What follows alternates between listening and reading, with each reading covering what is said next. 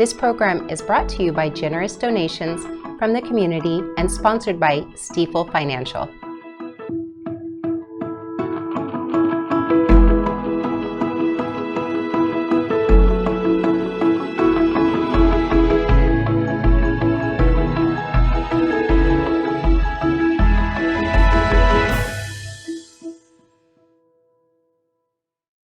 Good evening, and thanks for joining us. I'm Lynn Forbes. And I'm Paul Haas, and you're watching Nevada County Now. Coming up tonight, an E.Coli warning at Pioneer Park, a suspected drug dealer arrested, and the latest on the Clover fire. Plus, we'll take a look back at a little-known chapter of Nevada County history and learn more about a potential cannabis dispensary in North San Juan. And later, we'll look at local voting rights history, a new housing survey, and more on tonight's show. Don't go away. We'll take a short sponsor break, and we'll be right back. Thank you to Stiefel Financial, proudly helping individuals pursue financial goals, businesses and organizations raise and protect capital, and communities offer a higher quality of life. To learn more, visit www.stiefel.com.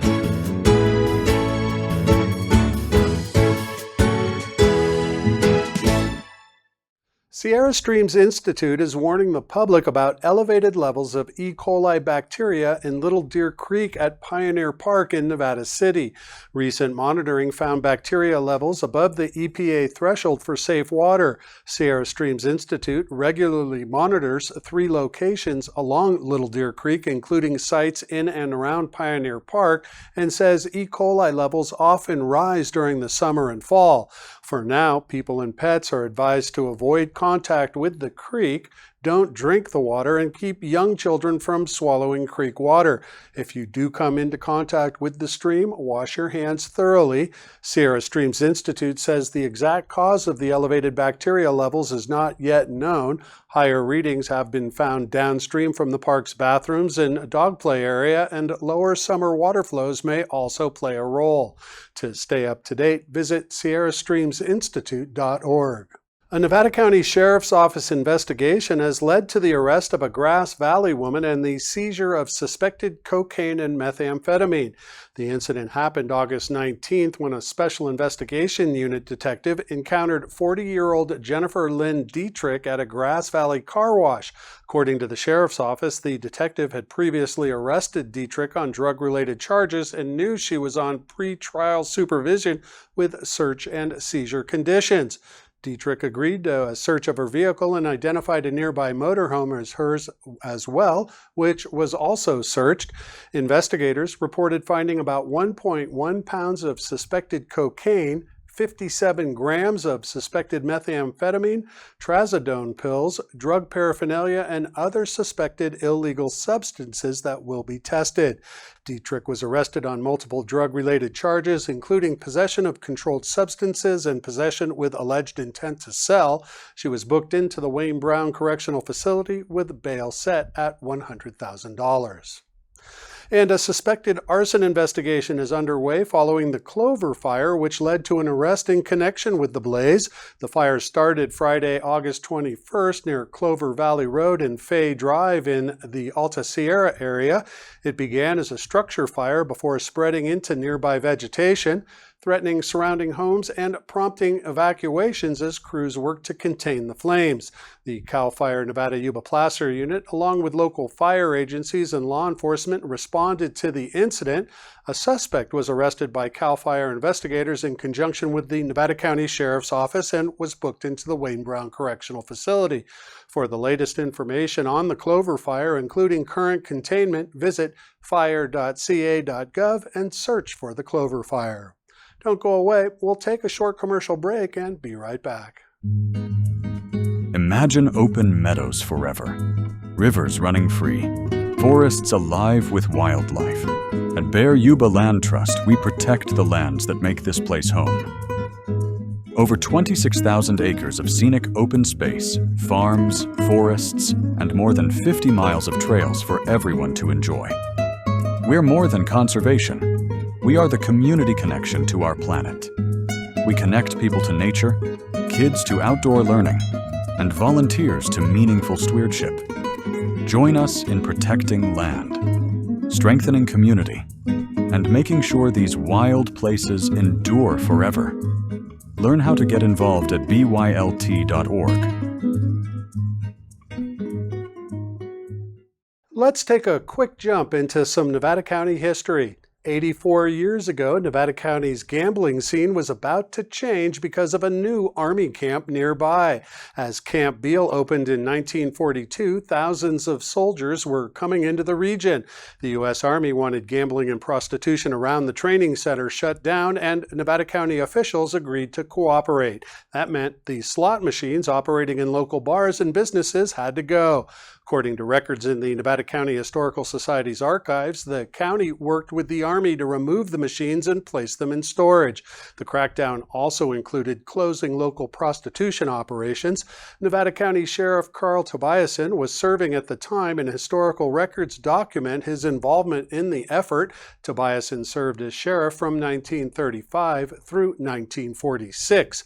The wartime restrictions effectively put Nevada County's local slot machine scene on hold. Camp Beale eventually became home to more than 60,000 soldiers during World War II, making the military presence and the Army's influence on surrounding communities impossible to ignore. It's a little-known chapter of local history. A wartime military camp helped to bring an end to an era of slot machines in Nevada County. Now back to present day. Nevada County is hosting an information session Thursday, August 27th for community members who want to learn more about the potential cannabis dispensary in North San Juan. The session will cover the application and permitting process, how applicants will be reviewed and scored, and the role of the evaluation committee and next steps in selecting an applicant. The meeting runs from 5:30 to 6:30 p.m. at the North San Juan Community Center. Community members can attend to ask questions and learn more. For details, visit nevadacountyca.gov/cannabis. And an ancient group in Cornwall dedicated to preserving and promoting the region's Celtic heritage has announced its newest class of bards for 2026. 21 people from around the world are being recognized for their work supporting Cornish culture, language, and identity. The new bards will officially be welcomed into the College of Bards on September 5th in Bodmin, Cornwall during the Cornish Cultural Festival. And among those being honored are two people from right here in California, including someone from Diamond Springs, but the Grass Valley connection is particularly close to home. The 2026 class includes a Grass Valley resident being recognized specifically for promoting Cornish identity in the United States. That new bard is yours truly, Paul Haas. So Look at you, rock star. it's unbelievable that I was nominated and elected into the Cornish Gorsedh. You've been doing the town crier thing and all that for many years. So it's my work as the town crier, but promoting the Grass Valley Cornish Carol Choir and Cornish carols at Christmas time, and our other local historian, also a bard, one of the first bards in the United States in the modern Cornish Gorsedh, that's the College of Bards, Gage McKinney, yes, a local historian, a good friend of mine as well. Eleanor Kennitzer, also a bard, which makes it very unique that there's 3 bards now in Grass Valley. That is pretty much 1% of the living Gorsedh right now. Well, I mean, but there were Cornish miners here, and there was a very strong community. Right. Are there other parts of the United States that did also have large communities of yes. Cornish? Yeah. No, Mineral Point, Wisconsin, a big community. They also have a bard. And so that's a 4th one that lives in the United States. Yeah. And it's just exciting and an honor. I didn't see it coming and had no idea, because I look at what I do as fun. A lot of this had to do with my work with KNCO2, though, also developing stories around Cornish activities and promoting those stories, both here and also, fortunately, getting them to play on BBC Radio Cornwall as well. Oh, wow. Look at you. So you're an adopted son of Cornwall, correct? I mean, your heritage is not... No, I married Cornish, but I'm what they consider galvanized Cornish, meaning that I've embraced Cornish culture and live to support and promote it throughout the world.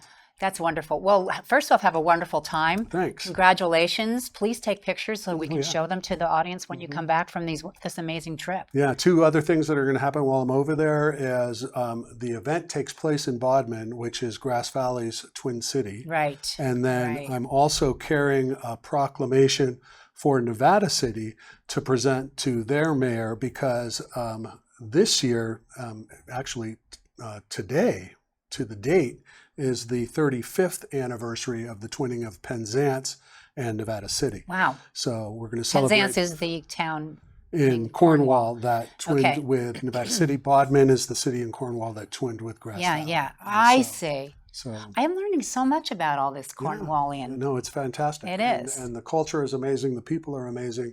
It's truly an honor to be included in the Gorsedh. I never thought that would. We're so proud of you and excited for you. Have a blast. Thanks. Don't go away. We'll be right back after another short commercial break with Lynn and more of tonight's stories. Protecting the environment is more than just a responsibility. It's a way of life. Nevada County Environmental Health is dedicated to safeguarding your health and the beauty of our community. From water safety and waste management to food inspections and disease prevention, we work every day to ensure a cleaner, safer, and healthier future for all. Together, we can preserve Nevada County's natural beauty for generations to come.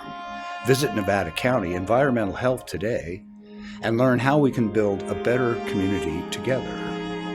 Nevada County Environmental Health, protecting health, preserving nature, working together for our community.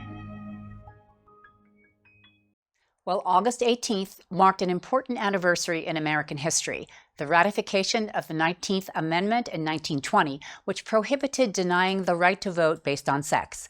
That history has a strong connection right here in Nevada County.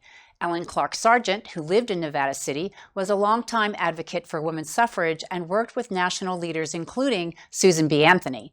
But the 19th Amendment did not mean every woman immediately had equal access to the ballot. Discriminatory laws and practices continued to prevent many Americans, particularly Black voters and other people of color, from voting. That changed significantly with the Voting Rights Act of 1965.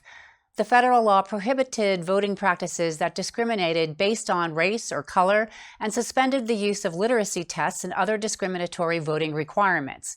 More than a century after the 19th Amendment, voting rights remain an important part of American history, and participating in elections is one way eligible citizens can have a voice in their communities. Our next election is November 3rd for the midterm elections. Nevada County is looking for community input as it begins updating its housing element, a plan that guides housing needs and development in the county. The update will examine issues such as housing availability and affordability, future housing opportunities, and challenges that can make it difficult to provide housing in unincorporated areas. Residents, workers, and others who are connected to Nevada County are encouraged to share their experiences and ideas through a community survey. The feedback will help county staff identify local housing needs and develop the updated plan, with a public draft expected later this year. The survey is available through September 6th. To participate or learn more, visit nevadacountyca.gov/housing element update. Well, the town of Truckee is looking for local volunteers to help shape the future of public art in the community. The Public Art Commission of Truckee, or PACT, advises town staff and the town council on public art projects, including planning, artist selection, community outreach, and the ongoing care of artwork. 3 positions are currently open for registered voters who live within the town of Truckee: an arts advocate, a public art expert, and a youth arts representative. The appointments will be for 4-year terms running through August 2030. Current members in these positions can also apply for another term. The commission typically meets on the first Tuesday of each month from 4 to 6 p.m. at Town Hall. The first review of applications begins August 28th, and applications will remain open until the positions are filled. Don't miss your chance to help shape Truckee's creative future. To apply or learn more, visit townoftruckee.gov and search for Public Art Commission. Don't go away. We'll take a short commercial break and we'll be right back. Hi, this is Jay Chandler for Gold Country Senior Services. We are hosting a family bingo night on Friday, August 28th from 5 to 7 p.m. Join us at our Sierra Gold Community Senior Center for a fun-filled evening of dinner and bingo.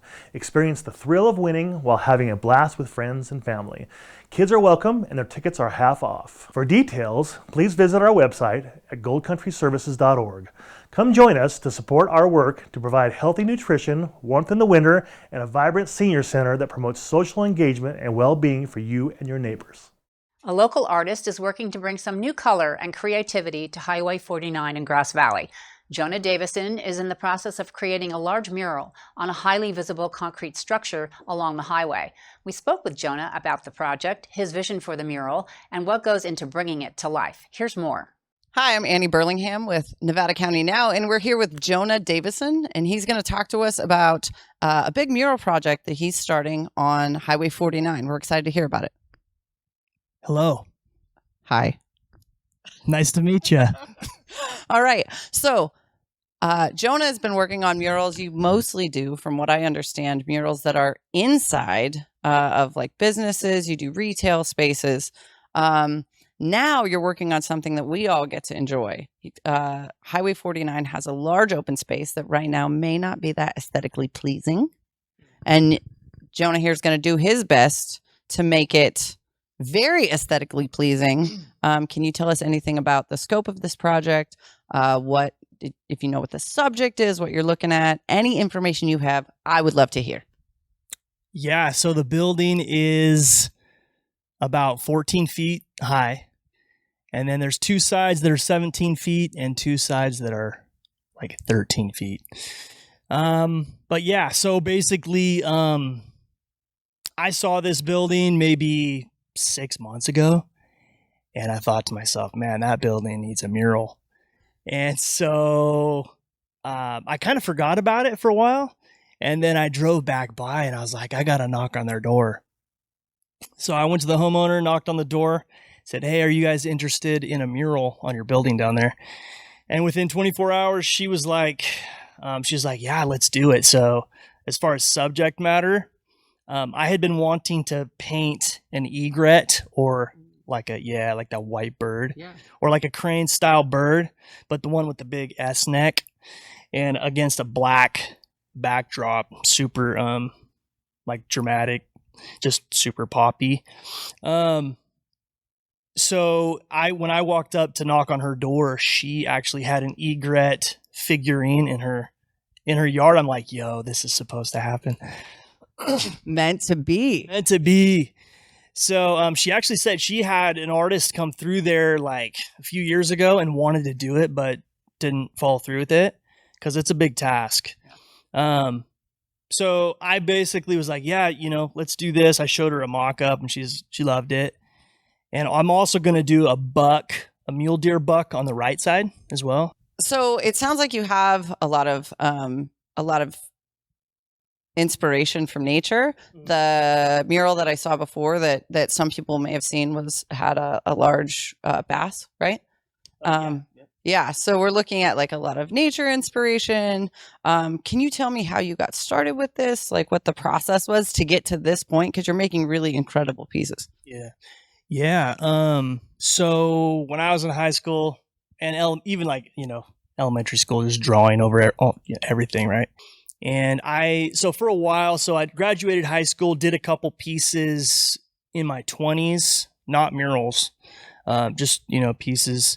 So I got injured from my day job and decided I was going to try to paint. And I did it, and it sort of worked. Looking back on that, I probably wouldn't showcase that work, but people liked it. So I kept doing it, and I made it legit, got a business license and did the whole thing. And then, I don't know, maybe about 8 or 9 years ago, I started promoting murals or offering mural services. And so for about 8 or 9 years, I've been painting murals, and it has increased. For a while, it was like slim pickings. But now I probably do, I don't know, 3 or 4 murals a year. But yeah, it started to pick up in the last 2 years, just a trajectory change. And I'm getting more people calling me to do the jobs. But yeah, so as far as doing the artwork, the nature stuff, I've always just loved wildlife and that content, but I also love graffiti. So, and I wouldn't even call myself a graffiti artist at all, but I just love the style and I love how you can play with it and just make it do whatever. But yeah, it's just the whole wildlife thing it's something that I love to do. What I notice when I'm listening to you talk is saying that like your early pieces, you had stuff that you want to learn and you're interested in integrating these styles. It sounds like it's just a continuously evolving process, every piece that you do. Yeah. Yes, I would say that's true. That's awesome, man. Lifelong learners is a thing to strive to be. For sure. Well, here's the funny thing. It's like the more I do it, the more I realize how much I don't know, which might sound crazy, but like studying light, value, and any traditional artist knows those things like instantly. But being able to implement those things onto even just a piece of art, but especially onto a big wall is it's a challenge, but I do think it makes the work better. Yeah, I would imagine doing that on a large scale is a whole other process for sure. So if people want to see your work in the area, obviously we're going to get a chance as you get close to finished with this 49 project. I'm going to come out. We're going to check your work. I'm going to come out. I'm going to evaluate it. I'm going to stand very thoughtfully, check your composition, see how it's going, and we'll do a piece here. Is there anywhere else locally people can come see your work? You know, lots of my work is indoor. So there is a place called Reclaim by Design in Auburn, and they have it's an owl. I painted an owl. This is like 10 years ago. It's still there. All spray paint. There's a few in Auburn, but I can't even direct you guys because they're in like warehouse type settings. So do you foresee maybe once this project's done, maybe we're getting some more artwork around here? Yeah. So I've gotten a few calls and I'm hoping to get, there is one, it's locked and loaded. I'm not going to give any details about it here, but it's locked and loaded. Secret. Yeah, it's secret. But if you come to the social media page, I will be sharing updates about that. And it's going to be a fun one. Very large. So then that segues into, if somebody were to see this particular interview and go, that sounds really great, how are they to get a hold of you to get their own original beautiful mural? You can go to my social media page. I have a Facebook page and I have an Instagram page, and it's Jonah Davidson Artwork. It's pretty straightforward. If anybody is thinking of doing that, don't think too hard. Just do it. Seems like a good idea. Just go there and hire him and get some beautiful artwork. It sounds like a great idea. To follow the mural's progress and see updates from Jonah, you can find him on Instagram at Jonah Davidson Artwork. Well, Nevada County residents have an opportunity to recycle used oil filters and save money at an upcoming event in Grass Valley. On Saturday, August 29th, residents can bring up to 2 used oil filters to O'Reilly Auto Parts at 742 Freeman Lane from 10 a.m. to 2 p.m. Each filter can earn a $15 voucher toward the purchase of a new filter during the same visit. A limited number of free oil change kits will also be available, including a funnel, oil pan, and jug. Kits are limited to 1 per household. The county is also asking residents to bring along used household batteries for safe recycling. Accepted batteries include A, AA, AAA, C, D, and button cell batteries. The event is for Nevada County residents only and does not accept commercial or out-of-county participants. For more information or to find future recycling events, visit nevadacountyca.gov. Well, here at Nevada County Media, we're getting ready for our upcoming parking lot sale this Saturday, August 29th from 8 a.m. to 1 p.m.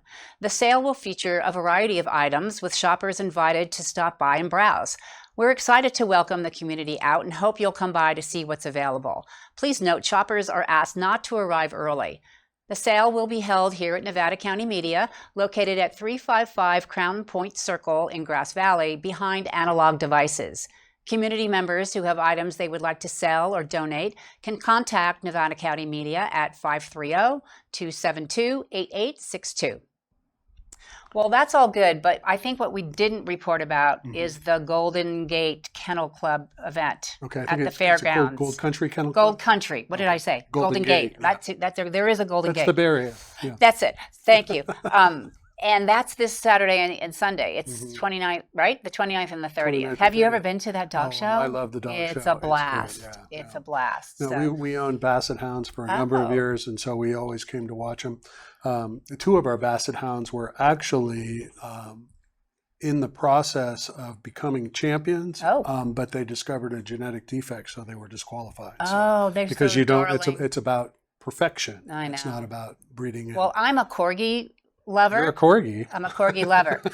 And I do have two corgis. Actually, I have one purebred corgi and one border collie corgi. And I've always had corgis and corgi mixes. So I go to see, guess what? Oh, absolutely. The corgis. Yeah. So it's a lot of fun, as long as it doesn't get too hot. And I think this weekend's supposed to be a little cooler. Yeah. So. If not, jump inside the main building. It's a little cooler inside. And go buy a dog earrings or, Okay, Paul, thanks so much. Well, folks, thank you for watching this edition of Nevada County Now, your choice for local news brought to you by locals. We'd love your input about the show, what you would like to see on future shows, or if you would like to be a guest or contribute as a host, writer, or producer. Please email your ideas and suggestions to news@nevadacountytv.org. And please help us spread the word about Nevada County Now. Together we can keep our community informed. Until next time, have fun getting out there to explore all our community has to offer. Good night.